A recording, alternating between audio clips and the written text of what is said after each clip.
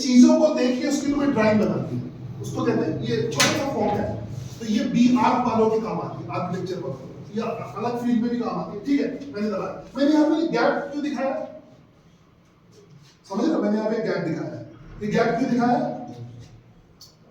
इसको फील करो, मेरे हाथ और टेबल के बीच में माइक्रोस्कोपिक गैप है ना, नहीं है, फील करो, तुम्हारा हाथ टेबल से चिपका हुआ थोड़ी ना है, तुम्हारे हाथ और टेबल के बीच में माइक्रोस्कोपिक गैप है, मेरी बात समझ आई? ठीक है, अच्छा ये पॉइंट क्या है, ये तुम टेबल में लगा रहे हो, तो मेरा हाथ टेबल पर नीचे की तरफ फोर्स लगा रहा है, समझ आ गई बात? और टेबल मेरे हाथ पर किधर फोर्स लगा रही है, ये तो पढ़ा नहीं रहा हूं, फील कर रहा हूं, ऊपर लगा रही है पक्का, ठीक है, समझ आ गया? अब करें कंप्लीट न्यूटन्स थर्ड लॉ को, है ना? मैं क्वेश्चन के फॉर्म में पूछूंगा, तुमने जो बताया, कुछ लोगों ने बहुत शर्मा के बताया, कोई आदमी की तरह बताओगे बुलंद आवाज में, न्यूटन्स थर्ड लॉ का पहला स्टेटमेंट, जस्ट लाइक अ आदमी, boy, just like a boy, है ना? बताओ, कोई बताएगा? लड़कियों की तरह बता रहा हूं, स्पीक अप, पहले बोलना सीखो, हाँ, टेल मी, जो बताया था वही बता दो, चलो लड़की की तरह चलेगा, बताओ कैसे बताओ। Every action has an equal and opposite reaction. तो ये एक्शन रिएक्शन पेयर होगा, ये न्यूटन ने ऑब्जर्व किया इसी एक्सपेरिमेंट से, न्यूटन ने एप्पल फॉल किया, उससे ऑब्जर्व किया, तुम कहीं से भी ऑब्जर्व कर सकते हो। ठीक है, मेरा एक सवाल है कि ये दोनों फोर्स एक दूसरे को कैंसिल करेंगे या नहीं करेंगे, करेंगे या नहीं करेंगे, यस और नो? यस करेंगे, क्यों करेंगे? क्योंकि अगर एक ही चीज पे दो इक्वल एंड अपोजिट फोर्स लगे तो कैंसिल करते हैं, पक्का? तो ये फोर्स कैंसिल करेंगे, नहीं करेंगे, इक्वल है अगर ये 10 न्यूटन का फोर्स है, let me take one example, apply 10 Newton force की यूनिट होती है, अगर ये 10 न्यूटन का फोर्स है तो ये भी 10 न्यूटन का फोर्स होगा, है ना? ये बराबर है, अपोजिट है, हम इस पे किसी भी चीज पे, जैसे ये मैं एग्जांपल लेता हूं, इस पे इक्वल एंड अपोजिट फोर्स लगाऊं, जैसे एनीथिंग अपनी कॉपी, ये फोर्स इक्वल एंड अपोजिट है तो हमेशा कैंसिल होंगे, है ना? जितने फोर्स से कोई आगे की तरफ खींचे उतने फोर्स से पीछे की तरफ खींचे तो कैंसिल हो जाएंगे। कैसे पता लगेगा कैंसिल हो जाएंगे? वो चीज मूव नहीं करेगी, क्लियर है? ये कैंसिल होते हैं या नहीं, ये कैंसिल होंगे या नहीं होंगे, पक्का कैंसिल होंगे, क्योंकि इक्वल है और अपोजिट है, कैंसिल होंगे, मगर नहीं कैंसिल होते। क्यों नहीं कैंसिल होते? इक्वल एंड अपोजिट फोर्स तभी कैंसिल होंगे जब एक ही ऑब्जेक्ट पे लगेंगे। ये किस पे लग रहा है? ये किस पे लग रहा है? कैसे पता लगा? तुमने ये सब कैसे पता? मैं तुम्हें क्या सिखा रहा हूं? ऑब्जर्वेशन, ये तुम्हें ही सीखना है, कैसे पता लगा? ठीक है, तो कभी भी ये कैंसिल नहीं होगी। तो न्यूटन्स थर्ड लॉ हर जगह लगता है, हर जगह कुछ भी करोगे, किसी भी 11th 12th की जेईई, हर जगह न्यूटन्स थर्ड लॉ है। ठीक है, खुद चलना शुरू करो, रॉकेट उड़ाओ, कुछ हर जगह न्यूटन्स थर्ड लॉ का एप्लीकेशन है। तो बेसिक्स बहुत अच्छी तरह से क्लियर होने चाहिए, और बेसिक क्लियर होंगे ऑब्जर्वेशन से। ऑब्जर्वेशन से अच्छा कोई टीचर नहीं है। टीचर तुम्हें सपोर्ट करेगा, मोटिवेट करेगा, मगर ऑब्जर्व तुम्हें करना है। हो सकता है तुम्हें थोड़ा ज्यादा टाइम लगे, अगर वैसा टीचर हो थोड़ा ज्यादा टाइम लगे, टीचर से टाइम कम लग सकता है, मगर ऑब्जर्वेशन तुम्हारा है। Is it clear? तो न्यूटन्स थर्ड लॉ का पहला स्टेटमेंट हमने बताया, there is equal and opposite reaction for every action. ठीक है, दूसरा स्टेटमेंट क्या होगा? रटना नहीं है, ऑब्जर्व करना है। Action reaction never cancel each other. Equal and opposite होते हैं, they never cancel each other because they acts on different objects. तो ये कभी इसको कैंसिल नहीं करेगा। Is that clear? तो ये कभी इसको कैंसिल नहीं करेंगे, समझ आई बात? और रिएक्शन फोर्स हमेशा उस पे लगेगा जो एक्शन लगाएगा। ठीक है, जैसे रिएक्शन, मैंने एक्शन किस पे लगाया, किसने लगाया? हाथ में, तो रिएक्शन किस पे लगेगा? ठीक है, क्लियर हो गया, समझ आई बात? ऑब्जर्वेशन करना सीखे, है ना, ऑब्जर्वेशन करना सीखे। तो एक्चुअली में पहले साइंस में इंटरेस्ट होगा, फिर टेक्निकल फील्ड में इंटरेस्ट होगा। इसमें डॉक्टर, इंजीनियर बहुत कम लोग बनना चाहते हैं, ज्यादातर टीचर बनना चाहते हैं, एक बायोलॉजी का टीचर, एक पुलिस में बनना था, पुलिस में भी था कोई नहीं, वो किसी और क्लास में था, और बाकी लोगों को, मैक्सिमम लोगों को आईएएस बनना है। ठीक है, तो आईएएस बनने से पहले तुम्हें इंजीनियर बनना पड़ेगा। ये आसान, ये अच्छा तरीका आज का, अगर तुमने साइंस ले ली है 11th 12th में तो, नहीं तो फिर आर्ट्स लेते। क्लियर? क्योंकि अगर 11th 12th में साइंस ले लिया तो हमारे पास लिमिटेड रास्ते हैं, या तो टेक्निकल फील्ड या मेडिकल फील्ड। मैं एक क्वेश्चन के साथ खत्म करूंगा। जैसे सपोज करो, एक सिंपल सी बात है, यहाँ पे बताओ, जैसे हर चीज को अर्थ पुल करती है, किसी भी चीज को अर्थ पुल करती है। ऑब्जर्व किया तुमने, किसी भी चीज को अर्थ पुल करती है।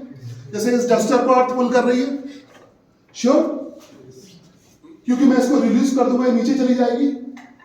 ठीक है, सपोज करो ये कोई अर्थ पुल कर रही है, इसको आंसर दे दो 20 न्यूटन के फोर्स से। मुझे बताओ इसका रिएक्शन फोर्स किस चीज पे लगेगा? अगर ये फोर्स है 20 न्यूटन, हर चीज को पुल करेगी, अर्थ पक्का। और अगर ये बात समझ में नहीं आई तो यहां से पूछ के देखो, अगर तुम्हें इस पर शक है कि नहीं तो मेरे को अर्थ नहीं पुल करता, जब पुल कर रही है ना। हमने रूल बनाए नहीं है साइंस में, याद रखो, हम रूल बनाते नहीं है, हमें रूल्स को समझना है। समझ आई बात? तो कुछ भी नहीं है, रूल्स को समझना है। आदमी रूल्स को समझ के मैच्योर होता है। तुमने देखा है एक छोटा सा बच्चा जब ऐसे टकरा जाता है ना, तो वो इसको गाली देता है कि इसने चोट मार दी मुझे, तो उसकी मम्मी इसको मारती है। वो इमेच्योर है, वो साइंस के रूल नहीं जानता। Is it clear?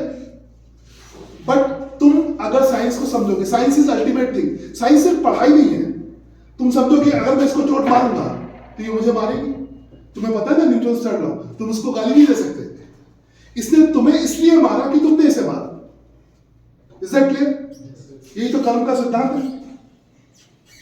तुम अगर इसको धीरे से मारोगे, धीरे चोट लगेगी, तुम अगर जोर से मारोगे, यही तो न्यूटन थर्ड लॉ है। जो कृष्ण ने कहा वही न्यूटन ने कहा, नहीं? बात समझ? चलो इसका आंसर दो, इसका रिएक्शन फोर्स किस पे लगेगा? तो that is very interesting. Just observe all the things. तो हर चीज से कनेक्टेड है साइंस, तो इसका रिएक्शन किस पे लगेगा? ठीक है, यहां पर एक ऑब्जेक्ट है, इसको अर्थ पुल कर रही है, अर्थ पुल कर रही है ना, तो इसका रिएक्शन किस पे लगेगा? ऑब्जेक्ट को तो सरफेस तो दिखाई नहीं देता, अर्थ पे लगेगा। गुड ऑब्जर्वेशन है। मैंने बताया ना रिएक्शन, जैसे मैंने अपना हाथ इस पे लगाया, ठीक है, तो रिएक्शन किस पे लगा? हाथ पे लगा। अब इसको अर्थ पुल कर रही है, तो रिएक्शन किस पे लगेगा? अर्थ पुल कर। इस तरह से न्यूटन का तीसरा नियम पूरा हुआ। 3 बातें हमेशा याद रखोगे। तुम एग्जाम्पल कोई भी ले सकते हो, हजारों एग्जाम्पल है। पुलअप करना शुरू कर दो, डंबल लगाना शुरू करो, एवरीवेयर एग्जाम्पल। न्यूटन, ऐसी कोई जगह नहीं जहां न्यूटन का तीसरा नियम नहीं है, ये हर जगह है। जैसे भगवान नहीं, हर जगह विद्यमान, हर जगह है। ये कोई एग्जाम्पल नहीं। पुलअप करना शुरू करो, तुम पुलअप बार को नीचे पुल करोगे, पुलअप बार तुमको, कोई ऐसी जगह नहीं है, चलना शुरू करो जहां पे ये नियम, बस तुम्हें ऑब्जर्व करना है। तो मैं आखिरी कंक्लूजन पूरा करता हूं, न्यूटन का तीसरा नियम तुम्हें ढंग से सिखा देता हूं। पहला तुमने बात बोल दी, पहली बात क्या बोली? There is equal and opposite reaction for every action. दूसरी बात क्या होगी? They don't cancel each other because acts on different object. तीसरी बात यहां पे नोट कर लो कि जो रिएक्शन फोर्स है वो हमेशा उस पे लगता है जो एक्शन लगाता है।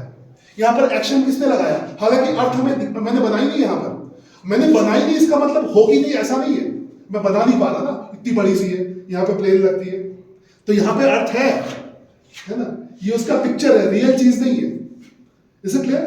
तो इसका जो रिएक्शन है वो कहां पे लगेगा? अर्थ के सेंटर पे, अर्थ पे लगेगा, मतलब अर्थ के भी सेंटर पे लगेगा। तो तीसरा पार्ट क्या हुआ कि रिएक्शन फोर्स हमेशा किस पे लगता है?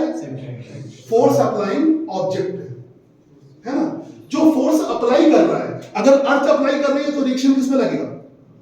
अर्थ पे लगेगा। इस बॉल को कौन सी चीज पुल कर रही है? अर्थ पुल कर रही है, ठीक है, इसका रिएक्शन किस पे लगेगा? अर्थ पे लगेगा। तो ये 3 पॉइंट क्लियर हो गए, ठीक है। टाइम कम है, मैं तुम्हें बहुत कुछ नहीं सिखा सकता, मगर तुम्हें एक मेन चीज सिखा के जा रहा हूं। क्या करना सीखना है? बुक से नहीं, ऑब्जर्वेशन।